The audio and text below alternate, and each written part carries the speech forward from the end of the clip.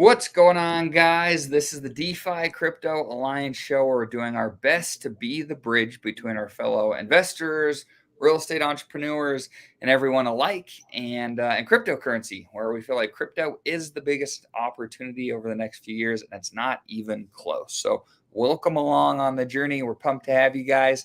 Corey, take it away. Absolutely. Corey Geary here in the beautiful country of Puerto Rico, just having a blast on this Monday morning.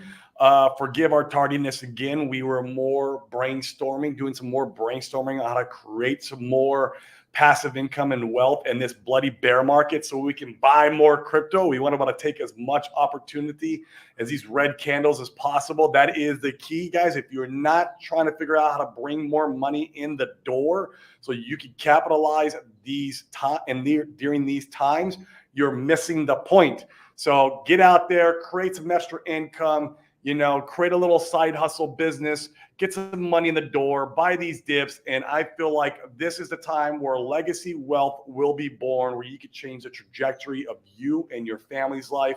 And later on, maybe use some real estate down the road to preserve some of that wealth. And it's just going to be an absolute blast. So a lot of fun going around, about this FTX making the potential another bottom. I don't even know. It's funny though, man, because I was looking at the assets they have. They don't have, in my opinion, for how big the markets are, they don't have a crap ton of BTC in comparison and ETH in comparison. It's like 60 million of one, and the other one's like 120 million. But I'm like, BTC, man, BTC could take a $120 million hit like very, very easily. But they do have a lot of Sol. Sol is like, man, if they were to go to, I'll tell you what, Dane, I am mainly an RH guy, but I have been looking at other spots. Obviously, I'm always I'm an opportunist. I'm never a maximalist. If they sold Sol down to say, yeah, there you go. There's a good, I mean, that's what I saw this morning. Let's say they sold it down to like $5 a coin. Holy crap, bro. I think I might throw a little bit of money at that. That's just me personally. This is not financial advice, guys. But whatever this is, this is just me speculating. But man, that's it. I don't think Sol is dead. So no, I mean, they had a partner. They announced a partnership with Visa, if I'm not mistaken. Yeah, I don't think they're dead. It could be a good way to make some more gains in the next bull run. I think RH is going to be just fine. But man, you're looking for value. In crypto, you're really looking for that value. And right now, of course, Pulse Chain, PulseX, and Hex, great value. But man, you're talking about FTX dumping. What does it say there, Dane? 650 million. That because it's an altcoin. You think about this is a little altcoin layer one. Man, it would freaking crush that price if they dumped it. So I'm keeping a real close eye on that one. The other stuff doesn't really scare me, man. Now, that being said, the Solana, apparently, I've seen some people indicate that apparently there's a third party holding it. So it sounds like the majority of that may be locked up. So they couldn't go fill it in one fell swoop, which, there's something to be said about that. But gosh, the potential looming cloud hanging over, crypto, with it being September, A, and B, with FTX potentially having the power to cause another low. It'll be really interesting. Rectember. I've also seen, Twitter, who knows how credible this stuff is because you see so much every day, but they're striking up OTC deals to, prepare for the potential sell-off. Probably especially with you got your, the BTC and ETH. There's so many people out there who will do OTC deals with you. And I mean, who knows? If an OTC deal happens on, a good portion of the portfolio, it won't affect the price too much. Right. So it's hard to say. And then, of course, what you just said, that what stuff being time locked, I don't know. But how was it time locked? For over what time period? That's what I was wondering. Yeah, I don't know the specific details on what that is, or frankly, even if it's true, I haven't dug into it a lot. Exactly, it's the same with the OTC stuff. It's yeah. So to believe it sounds like there's some solutions there that, that theoretically it might not be a really harsh event. And I mean, like, how much it's interesting looking at crypto in general, how much more mud do we need to slog through after this? I mean, there will still be more mud, but gosh, like we've been saying for months, I think once we're through September, the markets in general might start to poke their head up a little bit in October, November, December. Certainly, as we get closer to the halving, see some more activity and excitement. And yeah, we are much closer to the bottom being past us than we are, having no upside. There's far more upside to be looking forward to right now.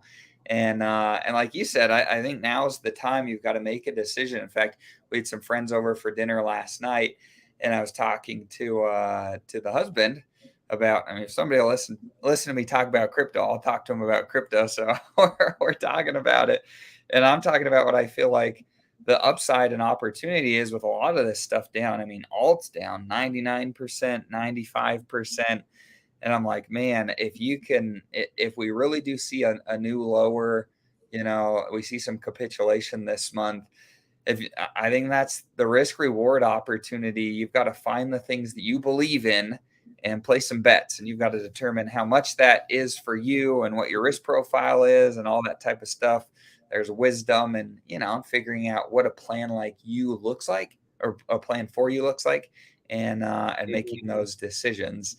And I was really clear with him last night. I was like, but you have to also be prepared if you messed up and you bet on the wrong thing, like, you also have to be prepared for that. So I'm excited. I've got just a little bit more dry powder, not a lot, but a little bit to be able to go and hopefully get some of my entry prices down by buying it at better pricing. So we'll see. Yeah. Yeah. We've been making, I know in our ecosystem, we've been making some lows this morning, not low. Actually, Pulse X, I think, made an all-time low. That's because what's happening is that Pulse X, the gap is widening from the ratio from Pulse X to Pulse. So as the ecosystem is going down, even though Pulse is not making a new lower low, Pulse X is, because of the ratio in between now. And so we've seen that this morning, but it's still not at the. I guess I didn't know this. I guess at launch, Pulse X wicked down to a 5 zeros and a 7. Really? It's very interesting. I did not know that. Yeah, I saw someone posted on Twitter this morning and so that potentially could be maybe, that's how you usually try to, when you chart stuff, that could be the double bottom that the market's looking for. But who knows? Who knows? But I was not aware of that, that it wigged so low on launch. So that's interesting. Yeah, it is. Yeah, and like you're saying, Pulse X, 5 zeros and a 903 right now. Yeah. I mean, it's people are gonna sell. It's in fact, I find it absolutely fascinating because I'd really bought into the idea. I won't name names, but there are a lot of people on YouTube saying before launch, they're saying, who's gonna sell at a loss? Nobody will sell at a loss. People are gonna hold up the price. Whales are gonna support certain price levels. Nobody's supporting anything right now. Weekend sellers are going to sell. And man, it's an interesting opportunity to be able to once again determine what do you really believe in, and when do you enter. For me, I'm being a lot more patient with a little bit of money that I have left to go in, to be able to see, okay, like, where are we at? I don't need to buy the perfect bottom. I'm pretty comfy waiting to find some stability, and then entering when I feel like we found some of that. So we'll see. Plus, I mean, we've had so much in the marketplace that, you waiting a little bit, it's not a bad thing because you've already got your bags. You have bags. It's not like, if somebody didn't have bags and they were coming in now, they're like, oh yeah, you probably should start DCAing and getting in, because we don't know, the bottom could be any moment now. But if people have pretty decent sized bags, there's nothing wrong, and probably even like how you say, there's wisdom in like just watching it to see some stability. It's better than keep catching that falling knife. So it's entirely what's your risk tolerance and how your portfolio looks, and everyone's got to make their own decision. Yep. So, Exactly. but a lot of things to think about. A lot of things to think about. So, yep. Oliver, my guy, I have I personally have my last rental property under contract as of this weekend. It'll be a really healthy profit.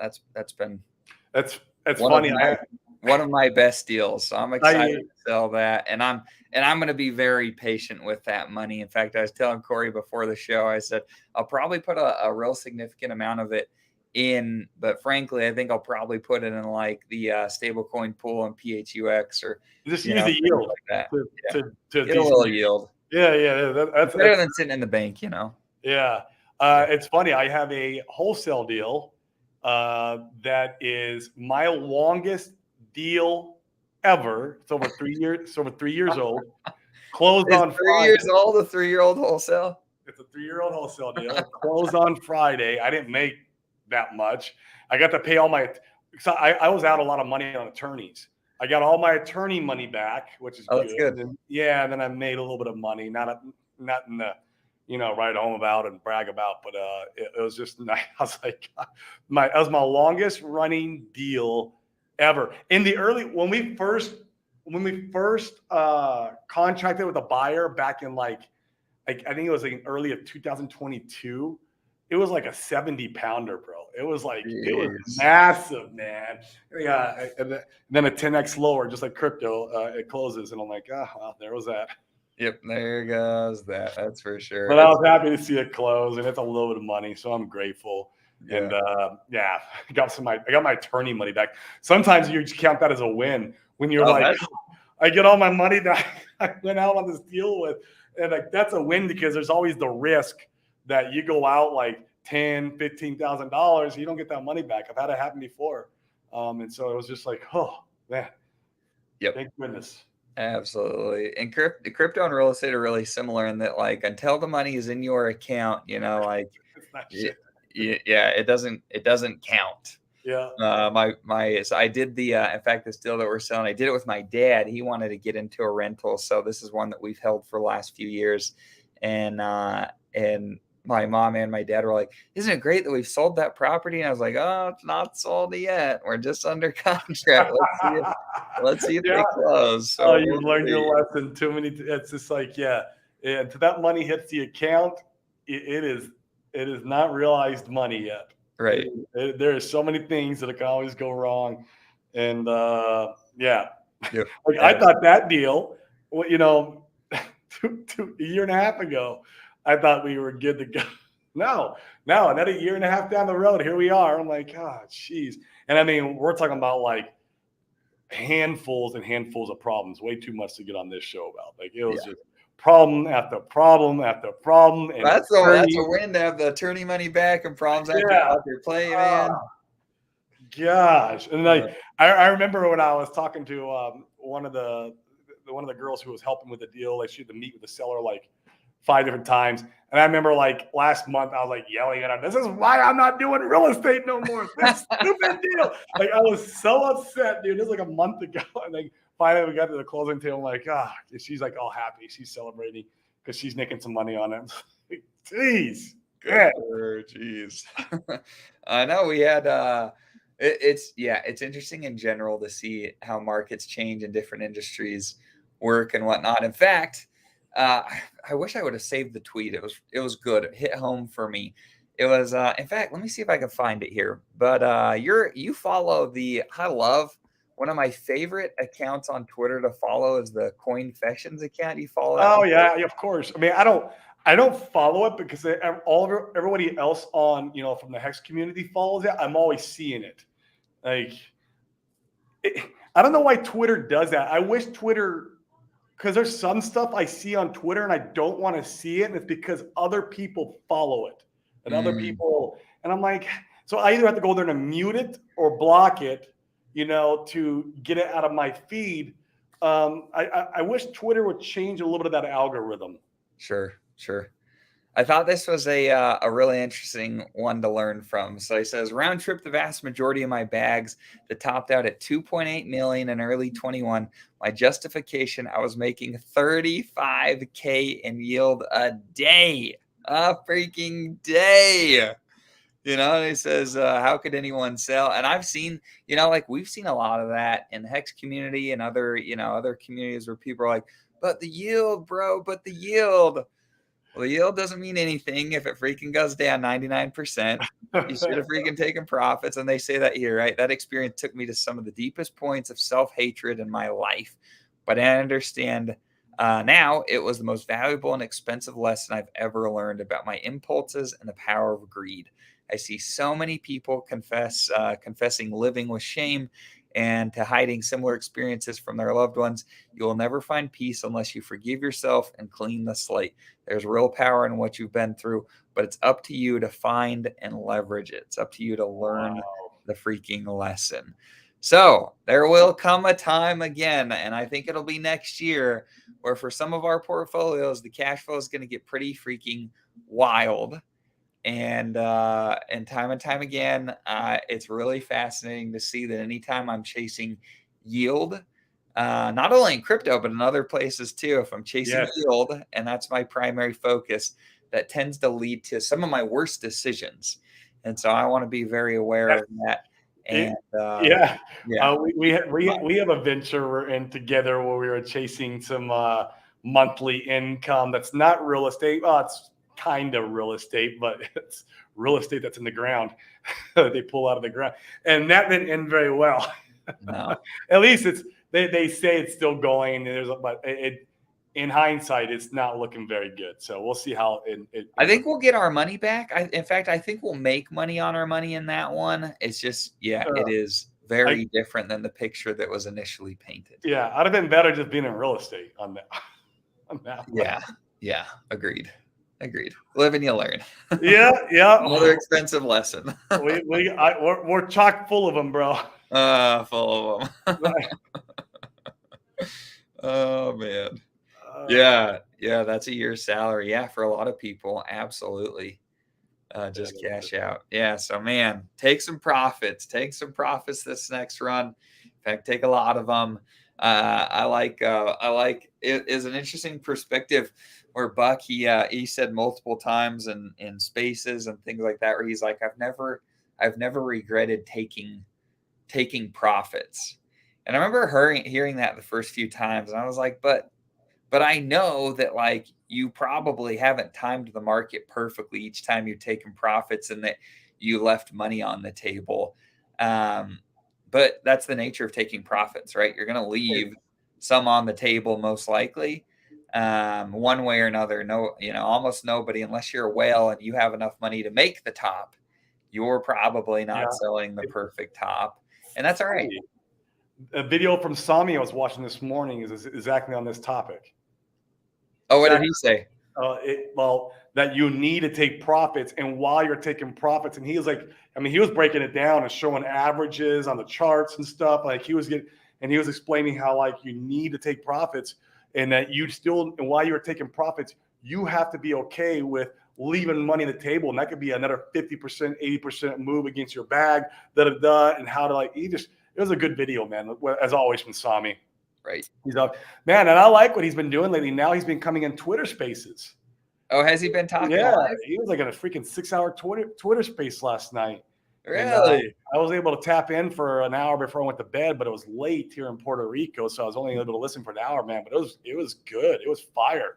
He had like 200 people in that Twitter space too. What were your any key takeaways? Oh, just talking about all the stuff that he's always ever talking about. It was a lot of just pure market alpha, like he's always just spitting out. Funding Jim was up there. They were going back and forth, him and Funding Jim, and yeah, it was just an all around overall good space. But nothing that really like nothing that nothing more than if you watch his show and listen to him or follow his tweets. It's all this same, which I love. The guy has educated me so much on markets. I mean, that's where I started, where I first heard of and started getting the idea of like a left translated cycle. stuff like that, taking profits and all this other, and just the guy is just really, hammered home in my head, you know, what realistic expectations should be in this next market cycle. That's all. That's the most stuff I've gotten from Sami, is really kind of teaching me expectations, and yeah, and why those expectations should be, why I should expect them, basically, why I should, the reasoning behind all that. It's such good stuff. I try to watch all his stuff every day. It's hard because he does like freaking 3 or 4 videos every single night while I'm sleeping. He's a machine, yeah. Probably when he's awake, because he's in Australia, right? So when he's awake in Australia making all these videos, I'm sleeping, and I wake up, I'm like, oh. So if I run in the morning, I can probably get them all in, because I'll go run, I'll get 3 videos in, then when I get home back from my run, then I'll listen to the last one, or that's usually when I can get them all in. But if I don't run in the morning, man, like I don't get to all those videos. Right. But that also encourages me to run in the morning. I'm like, man, I'm gonna go out, I'm gonna crush it, I'm gonna listen to all Sami's videos while I'm running. It gives me motivation. Right. I like it. That's funny. Yeah, Sprack. Yeah, has a great point. Oh yeah, I love Sprack. Great profit taking, systematic, have a plan now and stick to it. I tell you, it's fascinating to see how many people on Twitter right now are calling for like 150K Bitcoin, 300K Bitcoin. Michael Saylor said 5 million, bro. He said 5 million. Michael Saylor said 5 million on Crypto Banter show. Come on, man. Yeah. So there are some insane takes, and man, there's not a lot of people saying, like a 70K Bitcoin top, an 80. It's not fun, Dane. It's not. Right. But gosh, like, can you imagine if that actually plays out? I'm telling you, if you see the right translated cycle, kind of like Sami's been saying, you see a top next year. Get the name wrong. And you freaking, and you didn't take any chips off the table. That's gonna hurt. So it's nice to have people out there that are sharing insights that are not the norm. I want to make sure that I'm hearing all that type of stuff, so I can try to create a thesis that's my own thinking. I can think for myself. I can make my own decisions and figure out what's going to be the best thing for me. So I'm excited. Plan and sticking to it. You know what I mean? That's that's the key. So right. Absolutely. So cool. We've covered a lot of stuff today. So as for some of you guys that are a little bit late, as a recap, so FTX has, a pretty significant portfolio, and word is that this week, I think it's this week, Corey, that they're supposed to get word of what they can start liquidating to try. And that's still pending. That could change. Right. That's a great point. Yeah. And so they have some bags they can go liquidate, particularly a real large bag of Solana. And so, will they cause another at least short-term bottoming? I don't think we're going back to 15K, but could we see lower lows from today? I mean, sure, there's a chance, and you just want to be prepared accordingly. September historically is not a great month for markets, and so this month I'm being incredibly patient.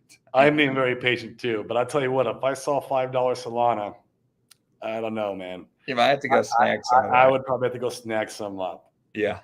Don't roast me, guys, for saying that. Right. But that is some cheap Solana there. Yeah. 80K top. Yeah. In fact, I saw I need to get better at saving, or I need to screenshot some of these tweets I want to show on the show. I saw another one that was really good. They had some math behind calculating tops and diminishing returns and things. And these guys were saying they thought that, the next top, theoretically, if their math continued to play out, Bitcoin would get is like 75, 77K. So yeah, it'll be interesting. I hope Michael Saylor's right. I hope it is a $5 million top. 2025. This guy, dude, like we'll be billionaires if crypto gets that much adoption. The last market cycle, he was at the top. He was telling people to mortgage their house and buy Bitcoin. Like, this guy is the worst at getting retail in and using them as liquidity. This guy is just, God, man. But people follow him like they love him. They love the guy, though, at least the Bitcoin community, right? And that's probably because he does get people to like come in and He's one of the FOMO. biggest shillers, right? He's Yeah, getting he people gets them. fired up. It's insane, dude. Yeah. Can you Oh, imagine having the audacity to tell people to lever their house at the top that last go around to go buy Bitcoin? I mean, and how many people did it? I'm sure there's stories, and not that people didn't do it in our ecosystem too, because there was some of that going on. But man, it's just for someone at Michael Saylor's status and his wealth, it's a very irresponsible demeanor that he portrayed. To me, like that's very irresponsible. yeah. For his statue. I get it. People did it in our ecosystem too, but they're not Michael Saylor. They're Yeah. not. They don't have his statue, right? And so, to me, it's a little bit different. It's like Elon Musk, right? Yeah. Elon Musk, he talks about Dogecoin once in a while, but he doesn't like tell people to come and mortgage their house on the Dogecoin top. Like it's just very irresponsible. And so, yeah, interesting how he's going to act this go around. You're gonna see all the lasers' eyes come back, and then it's what is it? The cyber hornet's nest, or what is it? The cyber. I don't No, know. I don't know. The cyber hornet. Someone mentioned in the chat. What's Michael Saylor call the Bitcoin community? The cyber hornet. I hope we do, man. I want to bring all that crap back, get this bull market started again. Let's do it. There was this dude, he dresses up like a pirate. He makes these obscene claims, and he got his best friend they made a movie about to use their house money to buy a certain cryptocurrency at the top. Don't be that guy. If you were I'll tell you what, right there, if you pull yourself out of the situation, or if you look at it from a third party's lens, if you have bags that are massively up and you're rich as hell, and you have a documentary coming out to you to interview you, you might call that a top signal. Well, they were interviewing his poor friend, I think, way after he bought. I think he was down a lot at that point. Well, yeah, but I'm talking about like remember when what's his face with a $10.2 million portfolio was showing that, and like they were showing, yeah, Kareem. They were showing a lot of when people were actually pretty wealthy too. Like they were showing parts, like the guy who was down all that money, like he's down way more now than he was in the movie. In the movie, he bought the 40-cent top. And so like when they made the movie, it was 10 cents, 5 cents, still right. Tremendously up. Like, I don't know, man, that to me was a top signal for a lot of those really wealthy Hexicans. Oh man, totally. If I was sitting on a bag that was worth $10-20 million and I got a movie crew banging on my door to they all staked it for most of them staked it for too long. There's a problem. But imagine like so here's one of the here's another big takeaway. Like pay attention to the people. So many people are saying things that they're not doing themselves. Who is it in the community that told you to stake everything 15 years, but they're out there balling? They're out there balling, traveling the world. If that's not suspect, and you can't read through the if you can't read between the lines there, I don't know how to help you. Pay attention to who is telling you. We tell you straight up what we do. We don't stake for 15 years. We tell you, like, look, it's nothing wrong if you want to do it. Go ahead and do it. Maybe you want to stake a little bit for your kids, but for us, it's just not part of our portfolio management. That's just we don't vibe with it. We fell into it in the very beginning of when we got into the community, and that's fine. So we got those little stakes that are worth pennies right now. They're not even worth pennies. I don't think they're. Right, we're freaking unstaking on ETH. Jeez, they're horrible. And so like that is what it is. But all the new money that I brought in down here at these lows, I did not stake 15 years, and I would gladly say it. It's not part of my portfolio management. That's for sure. Right. Some people don't stake at all. I do stake a little bit. I stake in short terms. I like short term staking. Some people don't like to stake at all. Like my buddy Dixon, man, he doesn't, and he'll gladly talk about it on the streams too. So I know I don't mind talking about him not staking because he don't mind it.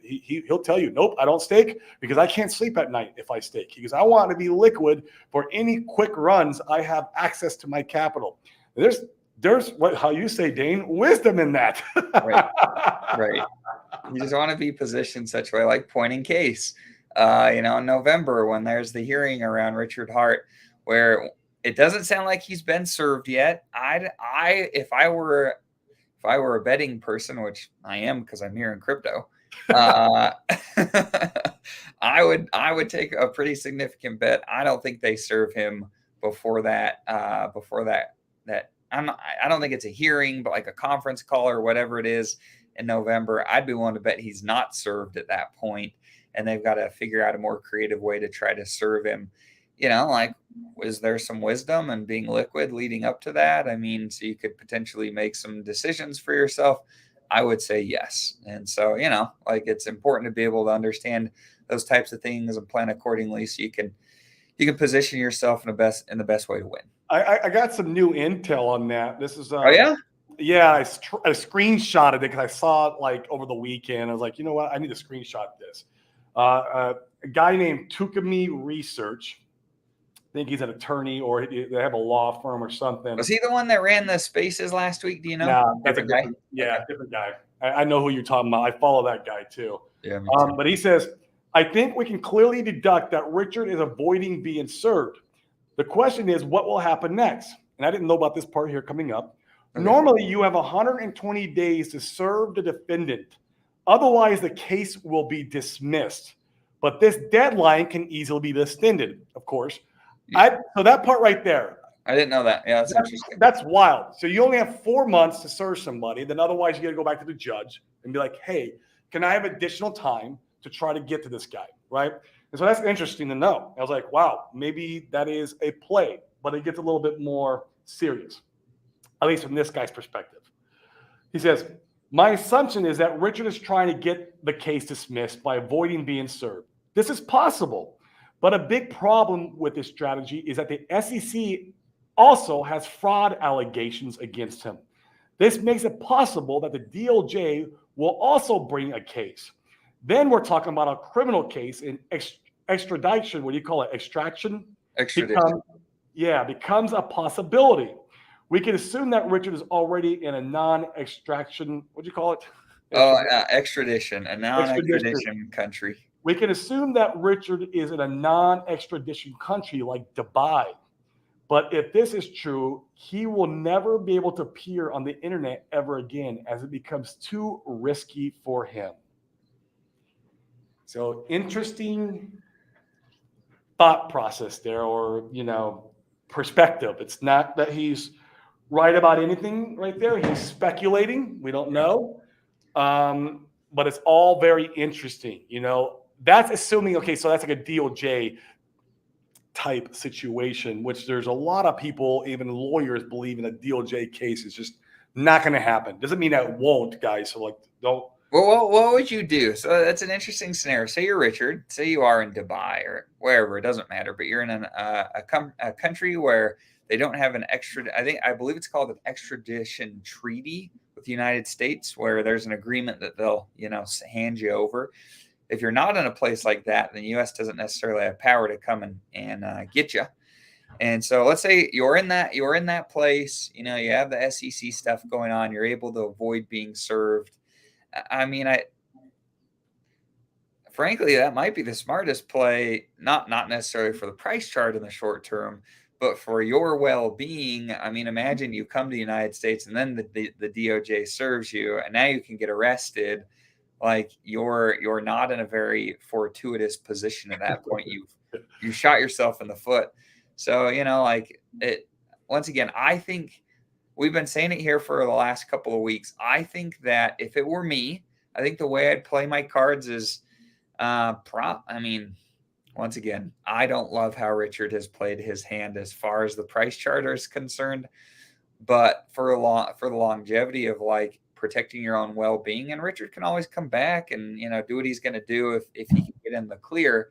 But man, if you can push off getting served, and there's no way, in my opinion, that I would put it at 0% chance likelihood that the case just gets dismissed because they can't serve him. It's the SEC. If it was a third party serving Richard, it'd be different. This is a government body.